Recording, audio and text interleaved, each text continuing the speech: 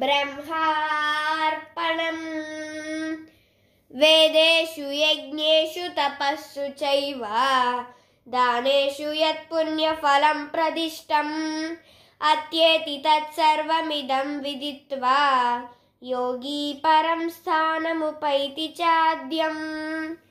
యోగి అయిన వాడు దీనిని ఎరింగి వేదములందు, యజ్ఞములందు, దానములందు, తపస్సులందు ఏ పుణ్యఫలము చెప్పబడి ఉన్నదో దానినంతను అతిక్రమించుచున్నాడు. అనాదియగు సర్వోత్తమ స్థానమును పొందుచున్నాడు.